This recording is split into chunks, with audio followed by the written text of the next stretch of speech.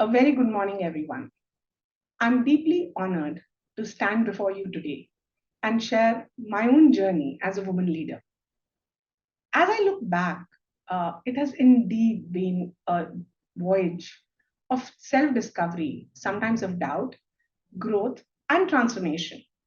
And I really hope that today our chat helps you, regardless of gender, to embrace your true potential and aspirations fearlessly.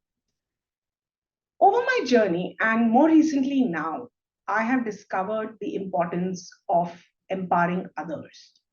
I now try and become a mentor, a champion of diversity, and an advocate for equal opportunities across all the organizations I work. I believe that empowering women is not just about gender equality, it's about unlocking an untapped potential, fostering innovation, and obviously building a more equitable world.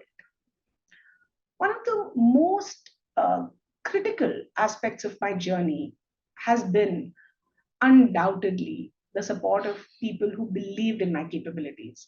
Sometimes when I didn't believe in myself on my own, and I'm grateful for those allies, and they know who they are, who stood by my side, recognizing that leadership knows no gender and true progress can only be achieved through collective efforts, and it truly does take a village. As a woman leader, uh, I have come to understand the paramount significance of work life balance the hard way. As a mother of two boys and hitting a midlife crisis, I can tell you balancing personal and professional responsibilities can be very challenging. But it is also essential to sustain your own inner fire and passion and dedication, which is needed for effective leadership. Over time, I have learned to prioritize, get a great team, delegate, and take care of my well being, knowing that my best leadership can only emerge from a balanced life. And I actually do a disservice to people around you when I don't take care of my own self. Women leaders, I think, I actually believe that they bring a unique perspective to the table. Their diverse experiences, emotional intelligence, ability to empathize makes them exceptional decision makers and problem solvers, even though they don't believe they do.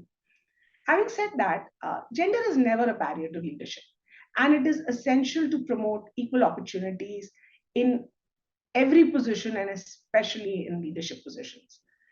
It gives me immense pleasure to say that I've had the privilege to work with leaders who ensured my career growth. And I had organizations which did not let my various life stages, or whether it's getting married, having babies, they go into childcare, any life stage affect me and what I wanted to do.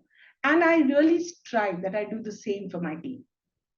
At R1, currently, we have multiple examples of women whose career journeys have actually blossomed in and around maternity. And that not just does good for themselves, but they also inspire others around them. We provide flexible work arrangement, supportive policies, and childcare facilities to enable women to pursue their career goals without compromising on their personal lives. We also realized that, as I remember, I said it takes a village. We have to train our people leaders who have female employees in their teams to be aware of these gender nuances and to be able to walk the talk, especially around the pre and post maternity period. But I also know personally, with all the support, regardless of the organization, all of us, irrespective of wherever we are, face challenges. Sometimes at home, sometimes the challenges come from within us. We go through phases of self doubt, a lot of self limiting beliefs, and double guessing ourselves. And let me tell you, I have not met one single woman leader who has said that it's been a cakewalk. And the key is to understand how we we ourselves can break the cycle. And this requires introspection clearly acknowledging our strengths, our aspirations, and there is nothing wrong in having aspirations. We want to be what we want to be. And my thought to everyone, irrespective of gender, is focus on your well being, both mental and physical. This is my older self telling my younger self, this is one thing we should not miss. We have to prioritize our health while balancing work, home, and families.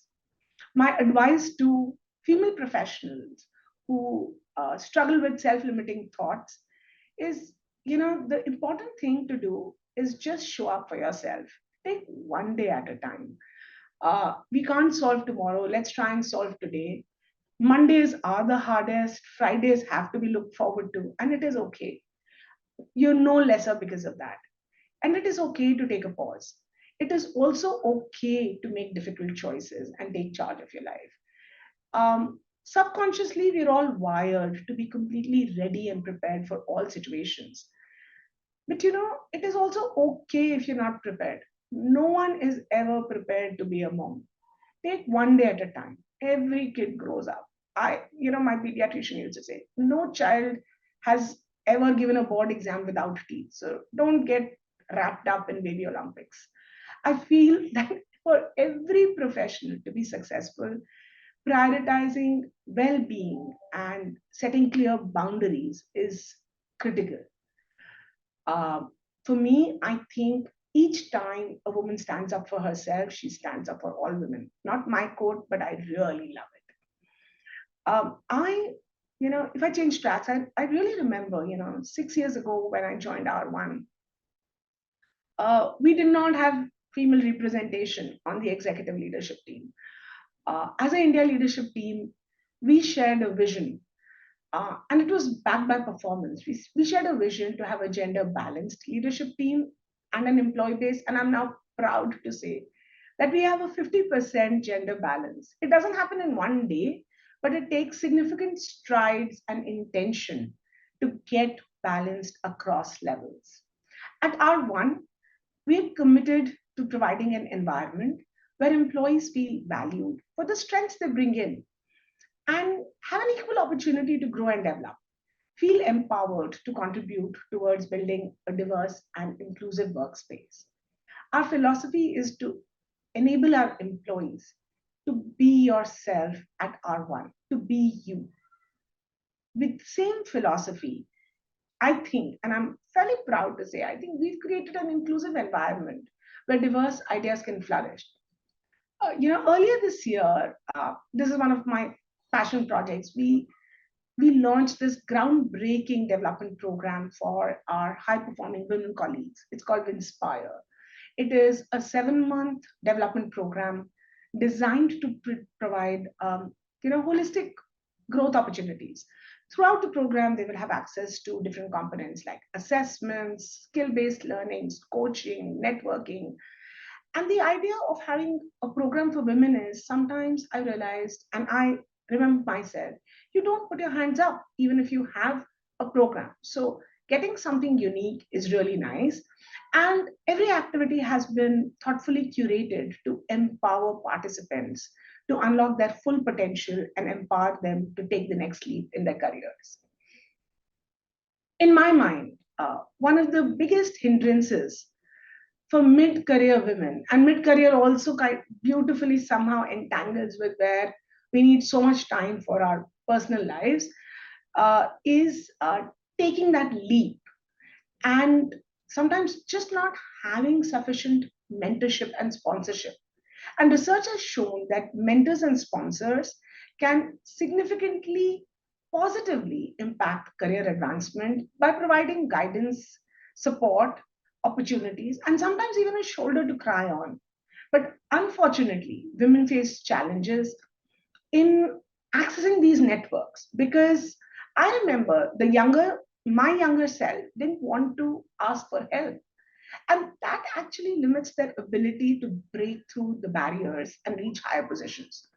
At R1, we try to offer women an opportunity to upskill ourselves and hone their skills across levels.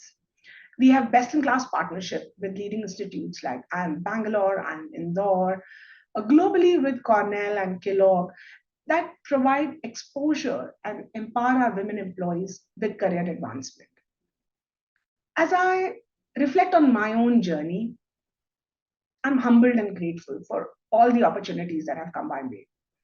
So today, as I stand here, it is not as an individual or as a woman leader, but as a representative of all women who continue to strive for recognition and acceptance as leaders in their respective fields. Together, we can shatter glass ceilings, bridge the gender gaps, and create a world where leadership is celebrated irrespective of gender. So for me, with that, I think I would really like to thank the Avatar team. We've seen Avatar Dream make a lot of strides in this arena, and we are grateful that they're providing us with this amazing opportunity as a platform for women in technology to explore opportunities for themselves. In conclusion, let's remember that the journey of a woman leader is not just about personal achievements, it's about leaving a legacy of empowerment, inspiration, and positive change. Thank you so much again for having me.